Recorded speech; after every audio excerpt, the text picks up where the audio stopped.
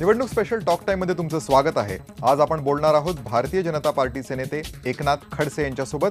तुमच्या प्रश्नांची ते उत्तर देणार आहेत। आमचा नंबर लिहून घ्या 02266899263 या नंबरवर तुम्ही पुढच्या एका तासात फोन करू शकता आणि थेट त्यांना प्रश्न विचारू शकता।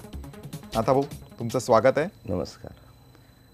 पहिला प्रश्न म्हणजे लोकांचे प्रश्न येईपर्यंत विचारतो, तो म्हणजे तुमची युती तुटून आता आठवडा जवळपास होतील, पण अजूनही त्याचीच चर्चा सुरू आहे। म्हणजे जरी भाजपचे सगळे नेते म्हणत असले की आमचा मुख्य शत्रू काँग्रेस राष्ट्रवादी आहे, शिवसेना जरी म्हणत असली तरी पण अजूनही आरोप प्रत्यारोप हे तुमच्यातच होत आहेत।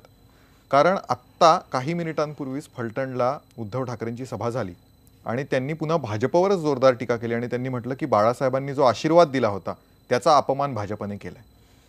उद्धवजींचं भारतीय जनता पार्टीवर एकतर्फी प्रेम आहे। भारतीय जनता पार्टीने या 2-4-8 दिवसात काही टीका केली असं मला एकही नेत्याचं उदाहरण दिसत नाही आहे। उद्धवजी स्वतःहून करतात, त्याचा अर्थ आहे उद्धवजींमध्ये फ्रस्ट्रेशन आलेलं आहे। त्यांचं मुख्यमंत्रीपदाचं स्वप्न भंग पावलं असं त्यांना वाटतं आहे। आणि ते भाजपने युती तोडली म्हणून वारंवार जे सांगताय ते चुकीचं काहीतरी समज पसरवण्याचा प्रयत्न करत आहे। कधी डिवोर्स घ्यायचा असला तर एकट्यानं होत नाही, दोघांची आता संमती लागते। तेवढे दोघांच्या चर्चेमध्ये 20 दिवस घालवलेत आम्ही। आणि भारतीय जनता पार्टीने हा सातत्यानं आग्रह धरला की युती राहिली पाहिजे, पण उद्धवजीचा 151चा आकडा सोडायला ते तयार नव्हते। मुख्यमंत्रीपद समोर ठेवून चर्चा करायची आणि इकडे भाजपला म्हणायचं 119 जागावर तुम्ही लढा, सहकारी पक्षांची लढा। आज फलटणला होतं भाजपला आणखी 34 जागा पाहिजे, निम्मे पाहिजेच होत्या ना, काय त्याच्यात बिघडलंय? ताकाला जायचं, लोटा मागे लढवायचा, पण आम्ही मागणी केली नाही। आम्ही मागणी जी केली ते सहयोगी पक्षांसाठी केली। एक प्रमुख आपल्याला सगळ्या महाराष्ट्राला मी सांगू इच्छितो, आमचं पहिलं ध्येय हे मुख्यमंत्री व्हावं हे नव्हतंच नाही आणि आजही नाही। त्यांचं होतं का? आमचं पहिलं ध्येय हे आहे की महाराष्ट्र या घोटाळेबाज मंत्र्यांच्या या सरकारमधनं मुक्त केला पाहिजे आणि दुसरं की या महाराष्ट्राच्या विकासाच्या दृष्टीनं नवीन सरकार या ठिकाणी असं आलं पाहिजे ज्याला दृष्टी विकासाची असेल, हे आमचं होतं। आम्हाला मुख्यमंत्रीपदाचा रस आहेच, नाही कोण म्हणतंय। राजकीय जीवनामध्ये काम करत असताना शेवटी मुख्यमंत्री व्हायचं नाही तर काय चपराशी व्हायचं काय या ठिकाणी, परंतु त्याला दुय्यम स्थान होतं। पहिलं स्थान आहे या महाराष्ट्रामधलं जे नालायक सरकार आहे, जे लोड शेडिंग ज्यांनी वाढवलं, ज्यांनी शेतकऱ्यांच्या आत्महत्या थांबवू शकला नाही, दलित आदिवासींवर सातत्यानं अन्याय झाला, कर्ज बाजारी करून ठेवलं महाराष्ट्र। आज या ठिकाणी घोटाळ्यांची एक मालिका तयार झाली। हे सरकार पहिल्यांदा खाली खेचणं ही आमची पहिली प्रायोरिटी होती। तुम्ही खूप चिडून बोलता, तुम्ही म्हणालात की उद्धव ठाकरेंचं फ्रस्ट्रेशन आहे आणि तुम्ही आणखीनही बऱ्याच गोष्टी बोललात शिवसेनेबद्दल। हा एवढा राग का बरं आहे? म्हणजे गेले काही दिवस झाले मी पाहतोय, म्हणजे चर्चा म्हणजे युती तुटली हे घोषित होण्याच्या काही दिवस आधीपासून तुम्ही खूप चिडून सगळीकडे बोलताय। तर तुम्ही एवढे अँग्री का झाले? मी अँग्रीच आहे। महाराष्ट्राच्या विधानसभेमध्ये 25 वर्ष 30 वर्षातले जर माझे भाषण तुम्ही पाहिले, तुम्ही माझे भाषण जर पाहिले तर अँग्रीज आहे। तुम्ही मिळमिळतपणा नाही माझ्या, पण तुम्ही शिवसेनेबद्दल सत्य आहे ते मांडलं पाहिजे। तुम्ही शिवसेनेबद्दल पण चिडून मला शिवसेनेने, मी काँग्रेसबद्दल चिडून सातत्यानं बोललेलं आहे। शिवसेनेबद्दल मी वाईट साईड कधी बोललेलो नाही। मी सांगितलं एकतर्फी प्रेम आहे। भारतीय जनता पार्टी किंवा एकनाथ खडसेने शिवसेनेवर या क्षणापर्यंत तरी टीका केलेली नाही। आत्ताच केली तुम्ही? मी कोणती टीका केली? तुम्ही सांगितलं ते मुख्यमंत्री पद धरून चर्चा करत होते, टीकाच आहे ही टीका कशी असेल? मुख्यमंत्री पदाला त्यांना प्राधान्य होतं, माझं प्राधान्य त्याला नव्हतं। ही काही टीका असू शकते का? फ्रस्ट्रेशन असं नसतं की 44 जागा मागितल्या, आमच्या पाठीत खंजीर खुपसला, आमच्या पाठीत, ही अशी टीका नाही आहे। एका बाजूला म्हणतो की भाजपवर आम्ही टीका, तुमचा शत्रू कोण आहे पहिल्यांदा कळू द्या की। भाजप शत्रू आहे का काँग्रेस राष्ट्रवादी शत्रू आहे? तुम्हाला भाजपवर टीका करायची का काँग्रेस राष्ट्रवादीला घालवायचं आहे? पहिले सिद्ध होऊ द्या हो। एक वेळ या 12 दिवसात 10 दिवसात सिद्ध झालं की आम्ही त्याच याच्यावर करू न शकू ना, परंतु 25 वर्ष आम्ही एकत्र राहिलेलो आहे आणि मी तर त्याच्याही पेक्षा अधिक वर्ष शिवसेना भाजपची युती जवळून पाहिलेली आहे। अनेक चढउतार आम्ही अनुभवले आहे, सरकारमध्ये मी राहिलेलो आहे ह्यांच्याबरोबर, आणि त्यामुळे कटुता येऊ नये हे पहिला शब्द माझा होता। 4 दिवसापूर्वी युती तुटली तर पहिला शब्द माझा होता, इतके वर्ष आपण काम केलं आहे याच्यामध्ये कटुता येऊ नये, आणि माझा स्वभाव आहे हा। मी मधल्या कालखंडामध्ये वर्षभर रजेवर होतो आजारपणामुळे, त्याच्या आधी तर महाराष्ट्राच्या विधानसभेतलं माझं कोणतंही भाषण पहा। बरोबर आहे। आपण आता लोकांचे प्रश्न घेऊया। अलिबागहून पहिला प्रश्न आलाय, सुधाकर गोगावले विचारतायत, तुमचा प्रश्न विचारा। नमस्कार साहेब, मला खडसे साहेबांना आणि सगळ्या राजकीय पक्षाच्या नेत्यांना एक प्रश्न विचारायचा आहे। तुम्ही जे लोक तुम्हाला निवडून देतात कामं करण्यासाठी, मग निवडणूक आल्यानंतर पुन्हा तुम्हाला ऍड का द्यावी लागते केलेल्या कामांची? लोकांना तर सहज आपली तुम्ही केलेली कामं दिसतात आणि लोक पुन्हा निवडून देतात. बरं खडसे साहेब, तुमची जी बॉडी लँग्वेज आहे, ज्या वेळेला तुम्ही बोललात शिवसेनेच्या 69 जागा अशा होत्या की त्या कधीच निवडून आल्या नाहीत पश्चिम महाराष्ट्रात. बरं त्यावेळेला तुम्ही सुद्धा सरकारमध्ये होतात, त्या जागा कधीच निवडून नाही आल्या, काही ठिकाणी त्यांचे डिपॉझिट जप्त झाले. मग तुम्हाला आता केंद्रात तुमची सत्ता आल्यानंतरच तुम्हाला हे आठवलं का हो? याच्या अगोदर 25 वर्ष 20 वर्ष झाला, तेव्हा तुम्हाला हे का नाही आठवलं? आणि तुम्ही आता तुमचा प्रश्न समजला सुधाकर. चांगला प्रश्न सुधाकरराव तुम्ही विचारला. एक तर पहिली गोष्ट अशी आहे या संदर्भामध्ये की 69 जागा ज्या कधी निवडूनच आलेल्या नाहीत आणि ज्या भाजपच्या 19 जागा अशा आहेत की ज्यांना कधी निवडून आले नाही, अनेक ठिकाणी डिपॉझिट गेलं, ह्या तुम्ही आत्ताच का मागायला लागले? 69 जागा आणि 19 जागांचा इतिहास जर पाहिला तर लोकसभेच्या वेळेस आत्ताच्या 3 महिन्यापूर्वी लोकसभा झाल्या, या लोकसभेमध्ये पहिल्यांदा आम्हाला या मतदारसंघामध्ये 4-6 मतदारसंघ जर सोडले तर आम्हाला ठिकाणी मतांमध्ये आधिक्य दिसलं. पहिल्यांदा आम्हाला लीड दिसला. पहिल्यांदा 25 वर्षामध्ये नरेंद्र मोदींच्या नेतृत्वाखाली ज्यावेळेस आम्ही लोकसभा लढवलं तर पहिल्यांदा लढलं. परिस्थिती बदलत चालली. केंद्रामुळे भाजपचं सरकार आलं तर शिवसेना भाजपचे सरकार आलो म्हणून आम्ही. आणि ज्या ठिकाणी जर तुम्हाला पहिल्यांदा याच्यामध्ये लीड दिसला, आतापर्यंत आम्हाला लीड दिसला नाही.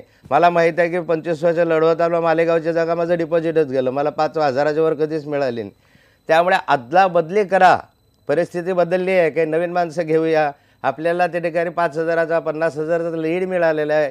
अशा कालखंडामध्ये अदलाबदल करणं आणि त्याच्यामधलं एक 10-20 जागा जर निवडून आल्या तर आपल्याला मदत होईल.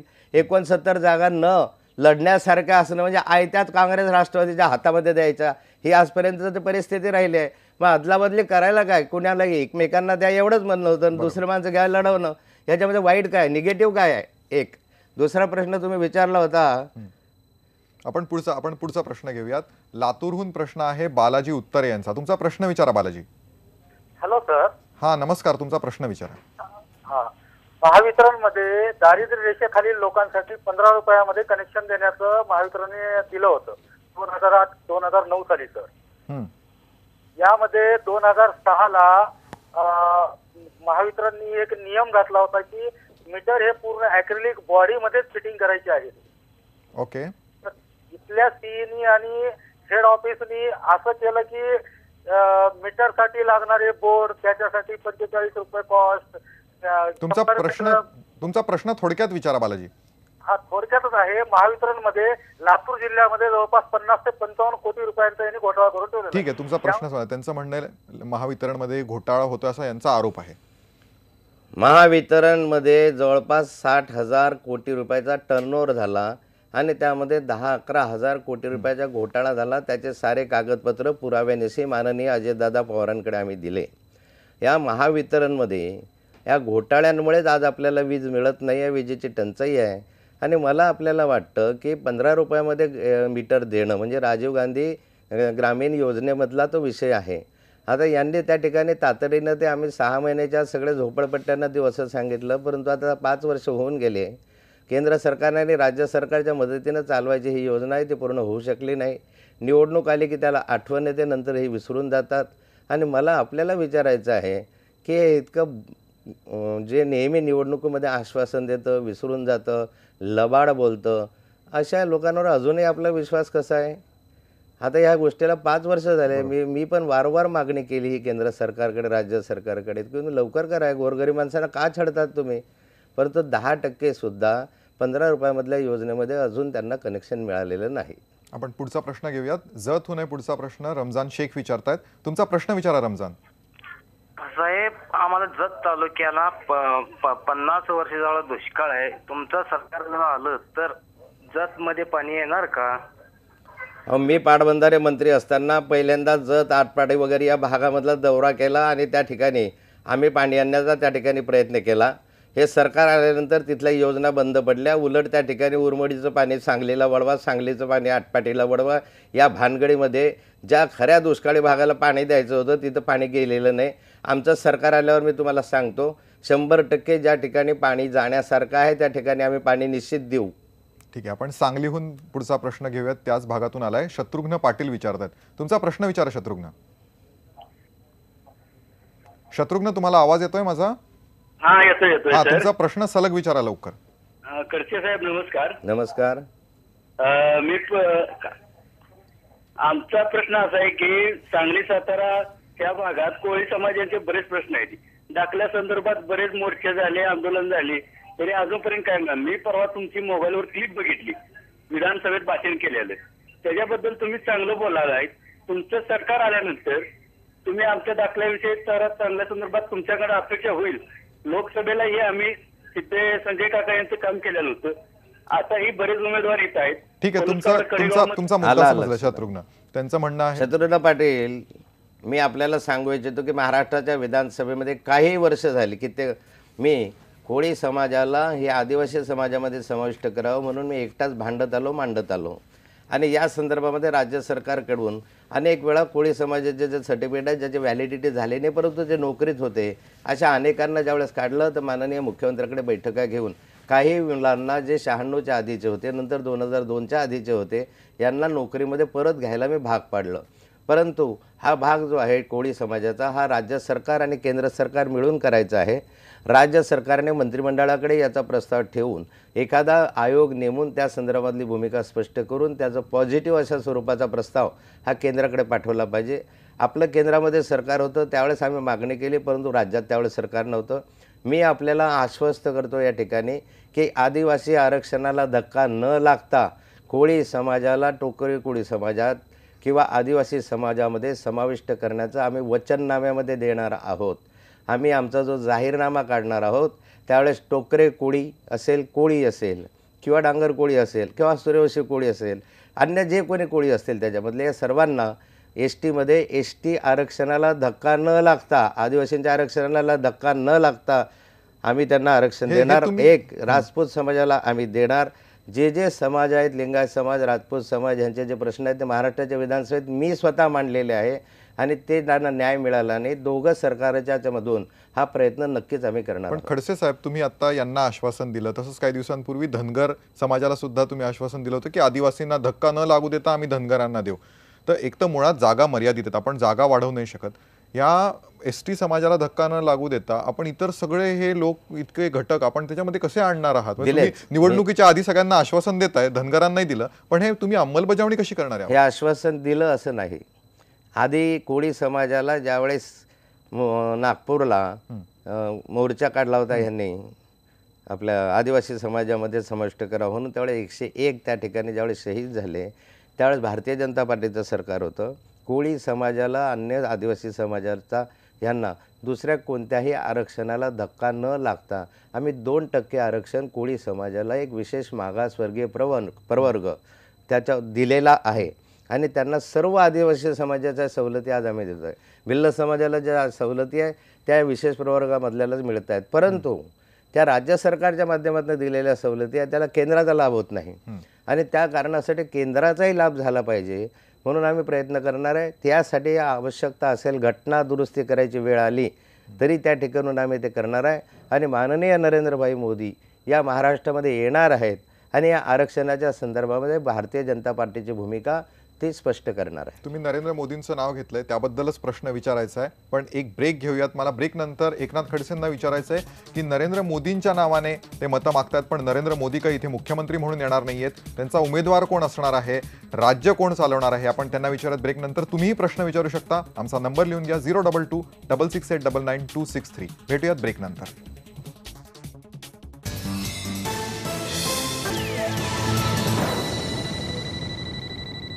निवडणूक स्पेशल टॉक टाइम मध्ये आपण गप्पा मारतोय भारतीय जनता पार्टीचे नेते एकनाथ खडसेंसोबत, ज्यांना नाथाभाऊ म्हणून ओळखलं जातं. त्यांच्यासाठी पुढचा प्रश्न आहे नांदेडहून जगजीवन देशमुख विचारतायत. तुमचा प्रश्न विचारा. हॅलो, नमस्कार सर. नमस्कार, प्रश्न विचारा. प्रश्न असाच आहे की मोदी सरांवर तर सर्वांचं प्रेम आहे आपल्या देशातल्या लोकांचं आणि सर्वांना ते आवडतातच आणि ते त्यांना कधीच विसरू शकत नाहीये. परंतु असं विचारायचं की आता ते पीएम झालेले आहेत, सर्व देश चालवतात, तर आता त्यांनी आता या राज्यसभेच्या म्हणजे राज्य चालवण्यासाठी आता त्यांचं लक्ष कमी होणार नाही का? आता विधानसभा माझा प्रश्न होता. माझा प्रश्न त्यांनीच विचारला. मी जो एक breakच्या आधी चांगला सांगितला. प्रश्न तू विचारला, पण एक लक्षात घ्या, दिल्लीमध्ये एकट्याचं सरकार असल्यामुळे पूर्ण कायदा मंजूर होत नसतो. शेवटी कायदा मंजूर करायचा असेल तर राज्य सरकारला त्या ठिकाणी काही कायदे असे आहेत की राज्य 18-20 राज्य सरकारांची संमती लागते, कधी कधी निम्म्यापेक्षा अधिक राज्य सरकारची संमती लागते किंवा 1 संमती लावते. वेगवेगळ्या कायद्यासाठी वेगवेगळं आहे. आता हे राज्य आमच्या हातामध्ये नसलं आणि अख्खं दिल्लीमध्ये 5 वर्ष सरकार असलं तरी उपयोग नाही आहे. ज्या ठिकाणी आम्ही आज राज्यसभेमध्ये आमचं बहुमत नाही आहे आणि जोपर्यंत अनेक ठिकाणी या सर्व राज्यांमध्ये कुठे ना कुठे आम्ही बहुमतात येऊ, त्यावेळेस राज्यसभेवरच्या जागा आमच्या वाढतील आणि त्या ठिकाणी कायदा दिल्लीमधला मंजूर करणं अधिक आम्हाला सोयीस्कर येईल, मोदीजींचे हात बळकट करण्यासाठी, चांगले कायदे आणण्यासाठी. तिसरं असं असतं की राज्य सरकारकडेच आम्हाला पैसा द्यावा लागतो. केंद्राचा बहुतांश विकासाचा पैसा राज्य सरकारकडे येतो. राज्य सरकार आणि केंद्र सरकार एक सूत्री धोरणानं असलं तर हा विकासाचा पैसा योग्य ठिकाणी योग्य रीतीनं खर्च करता येतो. नाहीतर राज्याचा पैसा येतो बिहारला आणि तो चारा घोटाळ्यामध्ये जातो. अशा अनेक उदाहरणं आपल्याकडे आहेत. पण मला याला जोडून असा प्रश्न विचारायचा होता की तुम्ही मोदींच्या नावाने हे पूर्ण कॅम्पेन चालवत आहे, मोदी के साथ असं म्हणताय तुम्ही कोणत्याही राज्यातल्या लीडरला मुख्यमंत्री पदासाठी अजून प्रोजेक्ट केलेलं नाही, कारण की तुमच्यात भरपूर वाद आहेत अंतर्गत. प्रश्न हा आहे की मोदी काही येऊन हे राज्य चालवणार नाहीयेत, पण तुम्ही मत मात्र मोदींच्या नावाने मागताय. ही विसंगती नाहीये. यस मोदीजी एक विकास पुरुष आहे. मोदीजींनी या देशामध्ये क्रांती केली. क्रांती मीन्स असं आहे जनतेने क्रांती केली, परंतु विकासाची दृष्टी त्यांनी आम्हाला दिली. या देशामध्ये मोदींच्या नावानं किंवा मोदी नावाचं एक सद्ग्रस्त एकट्याच्या प्रयत्नाने बहुमत आणू शकेल हे अगदी आमच्या कुणालाही पटत नव्हतं, माझ्यासहित पटत नव्हतं, पण ते झालं. आता यामध्ये मोदीजी हे असे आहेत की त्यांना विकासाच्याच वाटचालीनं ते चाललं. त्यांना राजकारणात बोलत नाही ते तुम्ही पाहिलं. परवा दिवशी माझी त्यांची भेट झाली आणि मी त्यांना म्हटलं की असं चाललेलं आहे, सेनेचं असं आहे, भाजपचं असं आहे. तो त्यांनी मला एक स्पष्ट सांगितलं आहे, आपकी राजनीति आपके पास है, मैं सभा में आऊँगा, मैं विकास पे बोलूँगा, सबको साथ लेके चलो बोलूँगा, महाराष्ट्र को आगे लेके आके बोलूँगा. 12 साल 15 साल पहिले गुजरात, छत्तीसगड, मध्य प्रदेश हा विकासाच्या दृष्टीने इतका मागे होता, पण आम्ही एकत्र आलो, एक हाती सत्ता आली, आम्ही आणला वर म्हणे. तसं मी आवाहन करणार आहे. पण इथे नेता कोण आहे तुमचा? मला सांगतो, तसं मी आवाहन करणार आहे की महाराष्ट्र, गुजरात आणि या मध्य प्रदेशापेक्षाही पुढे विकासाला गेला पाहिजे, म्हणून महाराष्ट्र पाहिजे. नेता निवडीची प्रक्रिया हे भारतीय जनता पार्टीमध्ये निवडणूक झाल्यानंतरच होते. आमचं पार्लमेंटरी बोर्ड आहे. नाही, पण आणि तुम्ही इतर अनेक राज्यांमध्ये आधी घोषित केले होते की गुजरातमध्ये केला होता, मध्य प्रदेशमध्ये केला होता, नाही केला. राजस्थानमध्ये वसुंधरा राजे होते. आता केले. ते का केले? 3 वेळा सत्ता आल्यानंतर केले. 3 वेळा आमच्या हातात सत्ता गुजरात, मध्य प्रदेश, पण आधी कर्नाटकात त्याच्यानंतर केली. कर्नाटकात येडियुरप्पांना आधी घोषित केलं होतं. नाही, कर्नाटकामध्ये येडियुरप्पाला आम्ही पहिल्यांदा केलं नव्हतं, दुसऱ्यांदा केलं. लक्षात घ्या तुम्ही. एक वेळ सत्ता आल्यानंतर जरूर करू ना, त्यात काय. मुख्यमंत्रीपदासाठी कोणताही वाद नाही. आमची पहिली प्रायोरिटी आहे या राज्यामधले घोटाळेबाज सरकार हाकला. पहिली प्रायोरिटी आहे की महाराष्ट्राला विकासाच्या दृष्टीने देणार.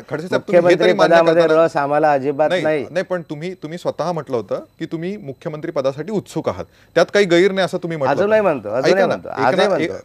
विनोद तावडे इथेच याच खुर्चीवर बसले होते, त्यांनी पण हेच म्हटलं होतं. देवेंद्र फडणवीसांनी पण म्हटलं त्यात काही गैर नाहीये. म्हणजे एवढे मुख्यमंत्री पदाचे इच्छुक असल्यानंतर वाद तर होणार. भारतीय जनता पार्टीचा प्रत्येक कार्यकर्ता हे म्हणू शकतो की मला मुख्यमंत्री व्हायची इच्छा आहे, त्यात काही गैर नाही. जो कार्यकर्ता, मी 30 वर्ष झाले आमदारकीचं काम आपल्या विधानसभेमध्ये काम करतोय, का नको मला इच्छा, परंतु ती प्रायोरिटी नाही आहे. मुख्यमंत्री मीच तरच त्यासाठी राहील, एवढ्या जागांपेक्षा कमी येणार नाही, हे माझं ध्येय नाही. माझं ध्येय राहिलं यस मुख्यमंत्री बनेंगे, क्यों नाही बनेंगे, पार्टीने जर मला आज्ञा केली मी बनणार. परंतु त्याच्यापेक्षा सर्वोच्च प्रायोरिटी मला आहे ह्या घोटाळ्यांचं हे नालायक सरकार पहिले गाडा. या ठिकाणी विकासाची दृष्टी आणणारं सरकार ही पहिली प्रायोरिटी आहे. मुख्यमंत्री त्याच्यानंतरची प्रायोरिटी आहे. आणि माझं पार्लमेंटरी बोर्ड सांगेल ना देवेंद्रला करायचं का मला सांगायचं, सांगितलं मी काय नको आहे. आणि मला तर नेहमीच वाटतं का नको आहे, ज्याने 30-30 वर्ष राजकीय जीवनामध्ये काढलेत त्याला काय इच्छा असू नये, काय गैर आहे त्याच्यात, का लपवायचं ते. इथं फक्त प्रश्न असा आहे की प्रायोरिटी पहिला आणि दुसरी कोणती आहे. तुम्हाला मुख्यमंत्री व्हायचं आहे तर त्या स्वार्थी धोरणावरती तुम्हाला फिरायचं काय, त्यासाठी मारामाऱ्या करायच्या आहे काय, त्यासाठी मला नाही मी तुम्हाला एवढ्या जागा देणार नाही, तुला तेवढ्या जागा देणार नाही, यासाठी भांडायचं का. ही पहिली प्रायोरिटी. ते सरकार पहिल्यांदा नालायक सरकार काढा, ही पहिली प्रायोरिटी. मुख्यमंत्री आहोतच ना, शर्यतीचंच आहे, नाही असं नाही आहे. पण पार्लमेंटरी बोर्ड जो निर्णय देईल त्या निर्णयाच्या अधीन राहून साराचं सारा. बरोबर. चला, म्हणजे एवढी तरी चांगली गोष्ट आहे की तुम्ही मान्य करताय Welcome. शर्यत आहे. आपण ब्रेक घेऊयात. तुमचे प्रश्न असेच येऊ द्या. एकनाथ खडसे सडेतोडपणे त्याची उत्तरं देतात. 02266899263 आमचा नंबर आहे. ब्रेक नंतर पुन्हा एकदा भेटूया.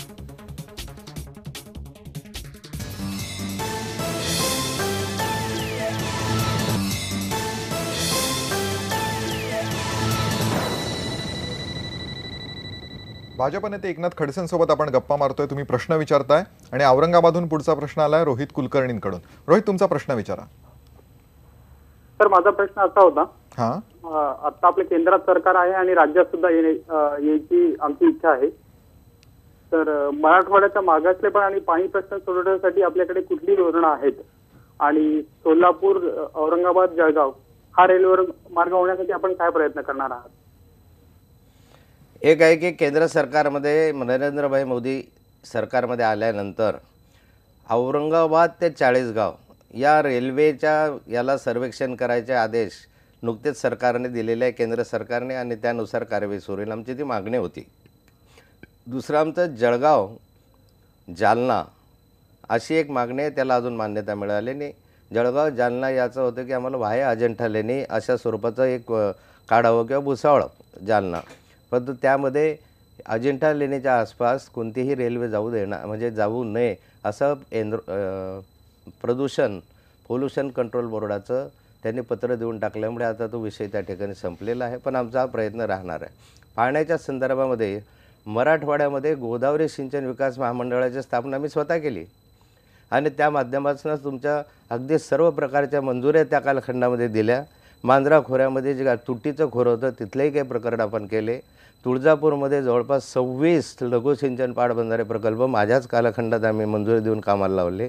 बीड जिल्ह्यामधले काही प्रकरणं लावले. आष्टी तालुक्यामध्ये भोशाखिंडीतनं पाणी आणावं हा प्रकल्प मी केला. त्याबरोबरीला मराठवाड्यातलं हक्काचं पाणी जे आहे कृष्णा खोरेचं 26 TMC पाणी ते मिळालं पाहिजे याचा आग्रह विधानसभेमध्ये सातत्यानं मी धरला. वैजापूरचा जो कॅनल आहे एक्सप्रेस कॅनल, तो कॅनलामध्ये पाणी मी सोडायला लावलं, मी पूर्ण केला, मी भूमी पाणीपूजन त्याचं केलं. अनेक मला प्रकरणं दाखवता येईल. फुलंब्री तालुक्यातले काही आहेत, छोटे तलाव होते, अशा अनेक मला सांगता येतील. पण मराठवाड्यावर विशेष माझं प्रेम आहे, कारण मराठवाड्यामध्ये मी शाळेमध्ये 5 वर्ष शिकलेलो आहे. ठीक आहे. आपण मुंबईच्या जवळून पुढचा प्रश्न येतोय, कर्जतहून येतोय. घनश्याम परांजपे विचारताय. तुमचा प्रश्न विचारा. हॅलो. हा, घनश्याम, तुमचा प्रश्न विचारा. हा, माझा प्रश्न असा आहे की सगळे आता टीव्हीवर बघतोय आम्ही की सगळे नेते मंडळी, आमदार, खासदार वळतात की जनतेची सेवा करायची म्हणून सांगतात. मग यांना बाबा आमटे, डॉक्टर बंग यांच्यासारखी सेवा सुद्धा करता येईल. मग त्याच्यासाठी आमदारकी खासदारकीच कशाला पाहिजे? बिलकुल घनश्यामजी, आपला प्रश्न योग्य आहे. पण साऱ्यांनीच जर बाबा आमटेसारखं करायचं असेल तर या लोकशाहीला जिवंत कशाला ठेवायचं? ही लोकशाही पद्धत तुम्हाला डॉक्टर बाबासाहेब आंबेडकरांनी घटनेने निर्माण केलेली आहे आणि ते चालवायचे जे लोकांच्या हातामध्ये सत्ता असेल, लोकशाहीमध्ये लोकांच्या हातात सत्ता असली पाहिजे, त्यांनी निर्णय घेतले पाहिजे, ही त्यांची धारणा होती. आणि सरकार चालवणं आणि समाजसेवा याच्यामध्ये फार मोठं अंतर आहे. आणि त्यामुळे असं जर करायचं ठरलं तर सारेच जर समाजसेवेमध्ये लागले तर नियंत्रण, पैसा उभा करणं, त्याचं प्लॅनिंग, त्याची सिस्टीम हे कोण करणार आहे?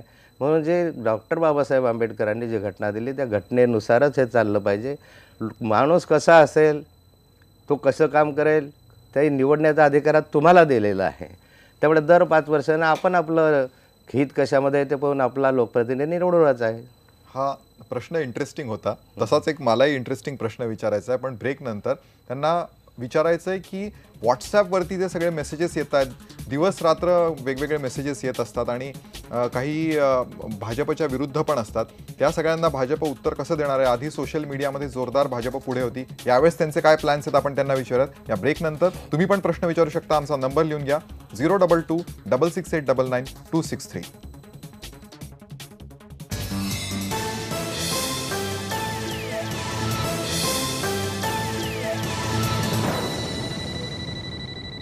निवडणुकांबद्दल आपण बोलतोय भाजप नेते एकनाथ खडसेंसोबत. ब्रेकपूर्वी मी तुम्हाला जे म्हटलं होतं की खूप छुपे प्रचाराचे नवीन मार्ग येत आहेत आणि त्यातलं एक यावेळेला जाणवतंय ते म्हणजे कुठलंही नाव नसलेले भरपूर प्रचारासारखे वाटणारे मेसेजेस हे व्हॉट्सॲपवरती यायला लागलेत. आणि त्यातल्या बऱ्याचशा मेसेजेस म्हणजे जे फ्लडिंग झाले त्याच्यामध्ये असं दिसतंय की शिवसेना विरुद्ध भाजप हे व्हॉट्सअपवरती एक प्रकारचं युद्ध रंगलंय, ज्यात मराठी विरुद्ध गुजराती असं युद्ध रंगवलं जातंय. या पोलरायझेशनमध्ये मुंबईतली विशेषतः तुमची मराठी मतं जातील असं तुम्हाला वाटत नाही का? हे बघा, मराठी मतं हे विचार करणारे मतं आहेत. अगदीच मराठी म्हटलं म्हणून मराठी मतं वळतात का हो? त्यासाठी काहीतरी केलं पाहिजे की नाही? मराठीचा मुद्दा हा किती वेळ चालवला, कशासाठी चालवला हे लोकांना माहिती नाही का? मराठी म्हटलं तर त्या मराठी माणसाला न्याय मिळाला पाहिजे, यासाठी सर्वत्र मराठीचा वापर करा हे म्हणणं ठीक असतं, पण तुमचा वापर असतो का? कधी कधी असं होतं, नाथाभाऊच म्हणतो की मराठीचा वापर करा, आणि माझाच मुलगा कॉन्व्हेंटमध्ये जातो आहे ना माझा मुलगा सध्या. मग या ठिकाणी असं नाही आहे. मुळामध्ये असं आहे की मराठीच्या संदर्भामध्ये जे काही आता प्रचार चालतो, कोण करतो, काय करतो, हे व्हॉट्सअपवर पाहिले की लगेच लक्षात पण त्याला तुम्ही आलं. उत्तर नाही देऊ शकत आहात भाजप. नाही, मला माझे हे बघा, आम्हाला एक स्पष्ट सूचना अमितभाई शहांनी आणि नरेंद्र मोदींनी सांगितलं. एक, आत्ता आमचं वॉर रूमही आहे, आमचे कार्यकर्ते पण आहे, उत्तर देऊ इच्छितात, काही देताही. पण आमच्याकडे एक आहे की या फालतूक भानगडीत पडल्यापेक्षा तुम्ही विकासाचे मेसेज पाठवा, तुम्ही विकासाला सर्वोच्च प्राधान्य द्या. आज महाराष्ट्राच्या जनतेला मराठी अमराठी या वादात काही घेणं देणं नाही आहे. या महाराष्ट्राला जनतेमध्ये नाथाभाऊ चांगला का वाईट का बदमाश याच्यात काही घेणं देणं नाही आहे. या महाराष्ट्रातील जनता विकासाची भुकेली आहे, जो 15 वर्षामध्ये थांबलेला आहे.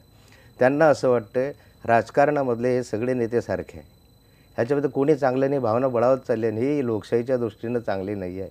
आणि अशा वातावरणामध्ये जो विकासाचे मुद्दे घेऊन माझा महाराष्ट्र, मी मराठी हे बरोबर आहे, पण त्याच्यावरून माझा महाराष्ट्र पुढे गेला पाहिजे विकासासाठी मांडा की तुम्ही कसे, हा कसा, आणि तो तिरपान, हा वळरा, आणि तो तसा, याच्यामध्ये रस नाही हो. तुम्ही एकमेकांवर टीका करायला का फार वाईट बोलतात पुढाऱ्याविषयी लोक खाली. माझ्यासारखा माणूस सर्वसामान्य माणसांमध्ये वावरणारा माणूस आहे. लोक मला तोंडावर मी मोकळा आहे, माझ्याशी बोलणाऱ्यांची संख्या खूप अधिक आहे, ते सरळ माझ्यावर बोलतात, मला सुनावून मोकळे होतात. मी ऐकून घेता. ऐकावंच लागणार आहे. तुमची चूक असेल तर ऐकावंच लागणार आहे. लोकांना हे म्हणणं तुमच्या काय भानगडी झाल्या कुत्र्या मांजऱ्यासारख्या असं तुम्हाला लोक येऊन सांगतात मला असं? लोक येऊन सांगतात काय कुत्र्या मांजऱ्यासारखे भांडारे म्हणे. चला गावामध्ये वीज नाही त्याच्याविषयी करा, कर्ज काढलं त्याच्याविषयी, शेतकरी मरायला लागला त्याच्याविषयी शब्द बोलायला तयार नाही. तुम्ही माहिती आहे का तुला शेती माहिती आहे का रे असे विचारतात मला. तुम्ही काय उत्तर देतात त्यांना? नाही, मी तर शेतकरीच आहे, मी नांगरणार आहे, वखरणार आहे, ट्रॅक्टर करणार आहे. मला माहीत आहे की म्हैसच दूध देते, मला माहीत आहे की गायच दूध देते, बैल देत नाही. पण अनेकांना मुंबईमध्ये माहिती नाही आहे. तुम्ही शिवसेनेच्या नेत्यांबद्दल बोलता? नाही नाही, अनेकांना म्हणजे आता मोठे वरिष्ठ पातळीवरचे अधिकारी असू शकतात, ते असू शकतात, कोणाबद्दल बोलत नाही. ठीक आहे, आपण हरकत नाही. याच नोटवर एक ब्रेक घेऊयात. आपला एक भाग अजून बाकी आणि आणखीन भरपूर प्रश्न येत आहेत. तुम्ही पण प्रश्न विचारू शकतात फोन करून. भेटूयात एका ब्रेक नंतर.